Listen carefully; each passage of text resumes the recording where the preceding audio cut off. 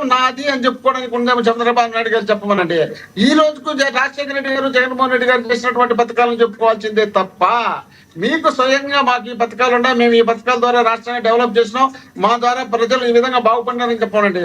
6,000 రూపాయలు పెన్షన్ అంటే 6 లక్షల పెన్షన్ తీసేసినారు. అది తెలియమో 6 లక్షల పెన్షన్లు తీసేస్తే ఎన్ని అవుతుందో చెప్పమనండి, ఎంత ఇస్తున్నారో చెప్పమనండి.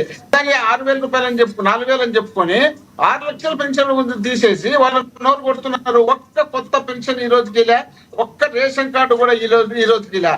జగన్మోహన్ రెడ్డి గారు ఉన్నప్పుడు రేషన్ కార్డు ఇచ్చినారు, రాజశేఖర రెడ్డి గారు ఉన్నప్పుడు రేషన్ కార్డు ఇచ్చినారు, రాష్ట్రంలో ఉన్నటువంటి రైతులకు పాస్బుక్లు ఇచ్చినారు. అనేక రకాలుగా మేము ఉన్నప్పుడు చేస్తే వీళ్ళు ఒక్కటి కూడా చేయలేకుండా పోయి వీళ్ళు ఇష్టం వచ్చినట్టు మేము ఇది చేసినాం అని చెప్పి సూపర్ సిక్స్ అని చెప్పేది అసెంబ్లీలో కూర్చొని ఆయన చెప్తే బుద్ధి పెట్టే వాళ్ళు చెప్తా పోతే మీరు దానికి భజన వేసుకుంటా పోయి మీరు వాళ్ళకు తరువు కొడతా పోతే ఇంకా మేము ఎక్కడ పోనీ. సో రాజధాని విషయంలో లోకేష్ గారు చెప్పినట్టు సార్, రాజధాని విషయంలో లోకేష్ గారు చెప్పినట్టుగా అమరావతి డెవలప్ అవుతాను అనుకుంటున్నారా మీరు? అదే చెప్పండి. ఇప్పుడు మీరు ఆడున్నారు, మీరు పెద్దగా ఉన్నటువంటి వ్యక్తులు ఎవరన్నా నేను వాళ్ళు తప్పు మాట్లాడితే కౌంటర్ చేయాలా? మీరు కూడా ఊరు కూర్చుంటే సైకో అంటే మీరు ఊరు కూర్చుంటే ఏం మాట్లాడాలి సార్? నాకు అసలు అనే మాట మీరు ఇచ్చారు, ఆవిడ అనగానే మీరే అందుకున్నారు. నేను ఖండించాను అక్కడికి. ఆగండి, మీరు అలా మాట్లాడకూడదని చెప్పాను. మీరు ఎంతసేపు నన్ను టార్గెట్ చేసి మాట్లాడుతున్నారు. మేము ఎవరు మాట్లాడినా, మీరు మాట్లాడినా, మీ లక్ష్మణరావు గారు మాట్లాడినా, ఎవరు మాట్లాడినా ఆపుతాం. బూతులు మేము ఎంకరేజ్ చెయ్యం. ఎవరు మాట్లాడినా యాక్సెప్ట్ చెయ్యం సార్. ఎవరు మాట్లాడినా ఖండిస్తాం. నేను అదే చెప్పేది. నేను ఆపేలోపే మీరు ఆవిడకి గట్టిగా మాట్లాడారు. మేడం మీరు అలా మాట్లాడకూడదని చెప్పిన తర్వాత కూడా పదే పదే మీరు మాట్లాడుతున్నారు. ఆవిడ ఆ తర్వాత కంటిన్యూ చేయలేదు కదా. టాపిక్ మీద కంక్లూడ్ చేయండి దయచేసి. సో అదే చెప్తున్నా, టాపిక్ మీద కంక్లూడ్ చేయండి. మోహన్ రెడ్డి గారు ఇప్పుడు మీరు సమయం తీసుకున్నారు ఆల్రెడీ. ఒక 5 నిమిషాలు ఎక్స్టెన్షన్ చేస్తున్నాము. ఒకటి వినండి. మీకు సార్ ఒకటి, మీరొక్కళ్ళు మంచిగుంటే సరిపోదు సార్. రాష్ట్రం మొత్తం అధికార ప్రతినిధి అందరూ కూడా బాగుండాలి. మీరు చెప్పే మాటలన్నీ కూడా మిగతా అందరికీ కూడా తెలియచెప్తారని నేను ఆశిస్తున్నాను. మిగతా వైసీపీలో మాట్లాడే మిగతా వాళ్ళకి కూడా తెలియచెప్పాలని నేను కూడా కోరుకుంటున్నాను.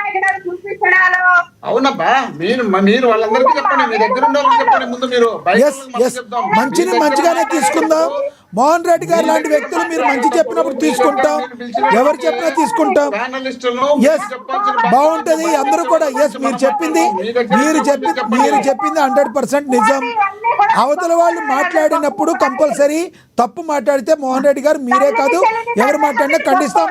ఎస్ ఒక్క నిమిషం కృష్ణవేణి గారు మీకు ఇస్తాను. ఒక 5 నిమిషాలు ఎక్స్టెన్షన్ చేద్దాం. ఎందుకంటే చాలాసేపు మోహన్ రెడ్డి గారు మాట్లాడారు. ఈరోజు అడుగడుగున ఆయన ఏదో ఒక విషయంలో మరి మా మీద కూడా బురద చల్లారు ఈరోజు. సో మోహన్ రెడ్డి గారు ఒకటి చెప్పండి. మోహన్ రెడ్డి గారు ఒక్క మాట చెప్పండి. మీరు చాలా ఒంటరిగా ఫీల్ అవుతున్నారు. నెక్స్ట్ టైం ఎలక్షన్లకు మాత్రం మీతో నిజంగా ఎవరైనా కలిసి వస్తే, కాంగ్రెస్ పార్టీ వస్తే, షర్మిల గారు వస్తే ఆవిడని కూడా కలుపుకోండి. మీరు అన్న చెల్లెలుగా కలుపుకోలేకపోయారు. కాంగ్రెస్ పార్టీని కలుపుకోండి. చెల్లెలు చెప్తేనే మాట ఇంటలేదు. కలుపుకోండి, ఎవరు వస్తే వాళ్ళు కలుపుకోండి. చంద్రబాబు నాయుడు గారికి చేత కాదు. అసలు మీ పార్టీతో ఎవరు కలుస్తారు చెప్పండి? మాకు అవసరం లేదయ్యా. అవసరం లేదన్నప్పుడు అధికార ప్రతినిధులు కూడా ఒంటరిగానే చెప్పండి. సింగిల్ గా సమాధానం. వాళ్ళు 3 ఉన్నారు, వీళ్ళు 4 ఉన్నారు, వాళ్ళకి టైం ఇచ్చారు అంటారు. మీరు చెప్పదలుచుకుంది సూటిగా 3 నిమిషాలైనా చెప్పొచ్చు సార్. మీరు చెప్పేది నిజమైతే ప్రజల్లోకి నేరుగా వెళుతుంది. మీరు బాధపడద్దు.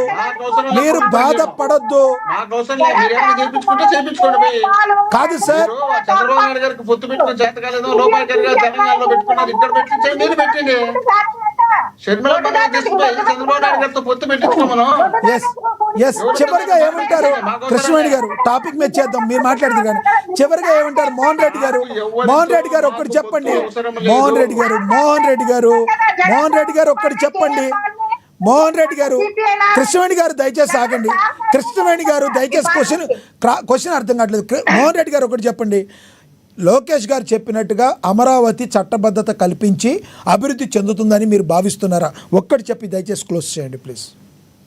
50 సంవత్సరాలకు కూడా అభివృద్ధి జరగద్దు, అమరావతి డెవలప్ కాదు. అమరావతి డెవలప్ కావాలంటే 5 లక్షల కోట్లు కావాలి, 6 లక్షలు కావాలని చంద్రబాబు నాయుడు గారు చెప్పినారు.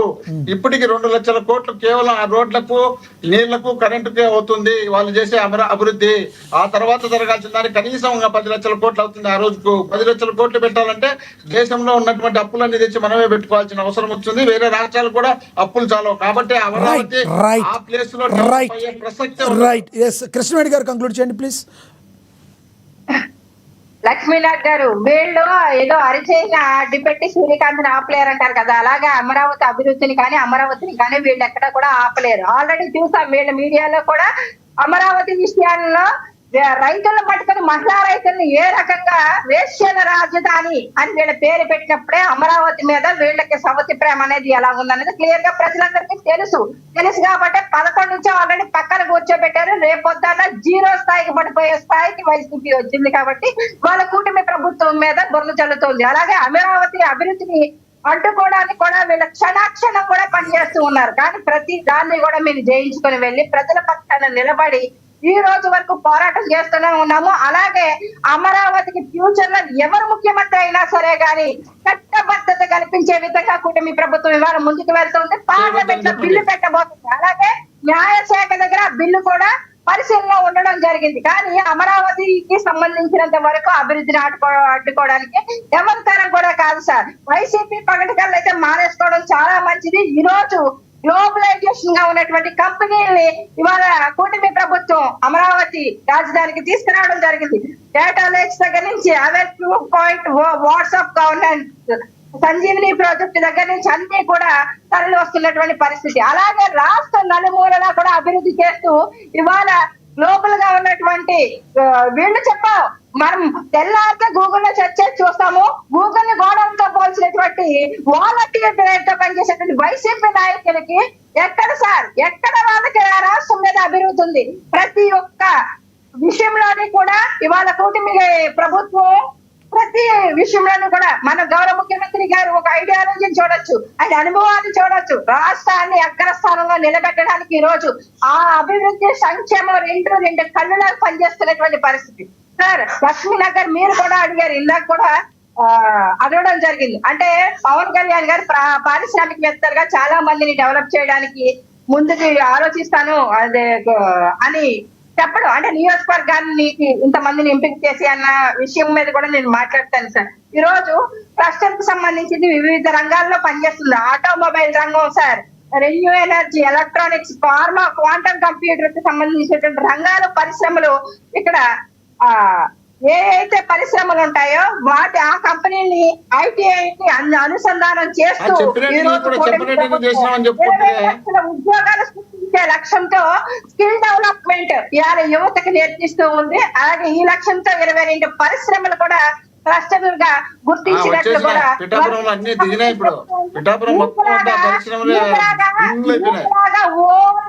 ఓన్లీ వాలంటీర్ ఉద్యోగాలతోనే, వాలంటీర్లు కూడా ఉద్యోగాలు కాదు, జగన్మోహన్ రెడ్డి గ్రామ సెక్రటరీలు, ఇంజనీర్లు, కరెంట్ ఉద్యోగస్తులు, పోలీసు ఉద్యోగస్తులు, గ్రూప్ ఆఫీసర్లు వీళ్ళందరినీ తయారు చేస్తుంది మేము, మీరు కాదు.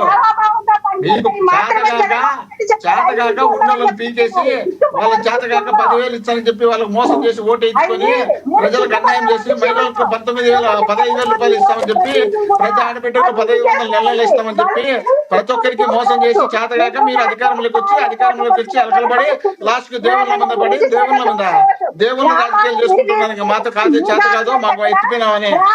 మీరు జీవితంలో బాగుపడే లక్షణాలు లేవు కాబట్టి మీరు లాస్ట్ కు ప్రజల్లో వదిలిపెట్టి దేవుళ్ళ జోలికి పోతున్నారు. దేవుళ్ళ జోలికి పోయి అక్కడ దేవుళ్ళు రివర్స్ కొడితే ఇక్కడ వచ్చి నిలబడుతున్నారు. మీ జీవితంలో మీరు రాష్ట్ర ప్రజలకు మేలు చేయాలనే ఆలోచన మీకు లేదు. మీకు ఆలోచన లేదు కాబట్టి మీరు ఈ విధంగా దిగజారిపోతున్నారు. కాబట్టి మీరు వ్యక్తిగతంగా విమర్శలు చేయడానికి ప్రయత్నం చేస్తున్నారు కాబట్టి మీరు ఏదో ఒకటి సబ్జెక్ట్ డైవర్ట్ చేసుకొని పోతున్నారు. కృష్ణవేణి గారు అర్థమైంది, మీ అభిప్రాయం అర్థమైంది. వ్యక్తులు వీళ్ళ పరిపాలన చేసే ఓకే కృష్ణవేణి గారు, ఎస్ మీ అభిప్రాయం అర్థమైంది. 4 పార్టీలు కలుపుకొని చేసినారు కదా రాష్ట్రాన్ని బ్రహ్మాండంగా. మోహన్ రెడ్డి గారు ప్లీజ్, లేదా 1,50,000 బెల్ట్ షాపులు మోహన్ రెడ్డి గారు ప్లీజ్ 1,50,000 బెల్ట్ షాపులు వేరే టాపిక్ వెళ్ళిపోతుంది. లావణ్య గారు ప్లీజ్ కంటిన్యూ. ఎస్ షాపులు పెంచుకొని మళ్ళా ఇది జరుగుతుంది రాష్ట్రంలో.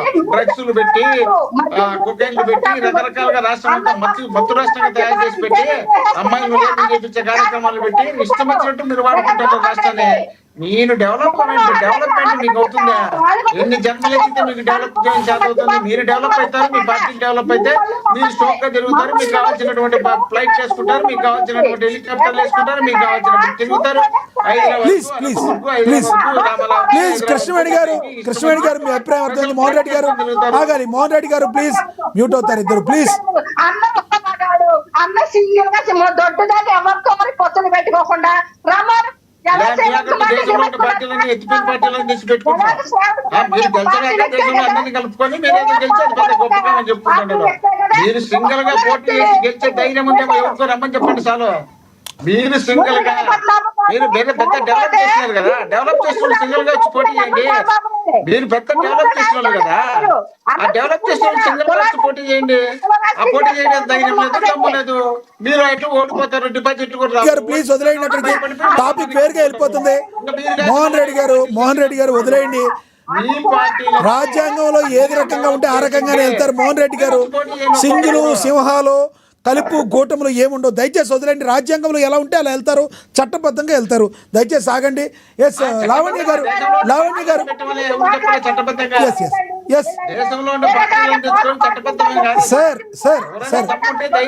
సార్ దమ్ము ధైర్యాలు అన్నీ ఉంటాయి. జగన్మోహన్ రెడ్డి గారు కూడా దమ్ము ధైర్యం ఉంటే ఇంకో 2 పార్టీలు కలుపుకుని వెళ్ళమనండి, పోనీ ఆయనతో వస్తానంటే. ఎస్ కాదు సార్, దమ్ము ధైర్యం ఉండాలి, కలుపుకోవాలన్నా సీట్లు కేటాయించాలిగా మోహన్ రెడ్డి గారు అన్ని మీరే పోటీ చేయకుండా దమ్ము ధైర్యంతో సీట్లు కేటాయించాలి కదా, అవి కేటాయించలేరు కదా మీరు. మీతో ఏ పార్టీ కలవడానికి సిద్ధంగా లేదు, మీతో ఏది కలవడానికి సిద్ధంగా లేదంటే మీరేంటో ఒకసారి అద్దం ముందు నుంచి చూసుకోవాలి. మంచోళ్ళ దగ్గరికే కదా వేరే పార్టీలు వెళ్ళేది, అలా కాదంటారు. వాళ్ళు మాట్లాడితే మనం మాట్లాడతాం. ఎందుకు సార్ ఇవన్నీ మాట్లాడితే సింహం సింగిల్ అంటారు?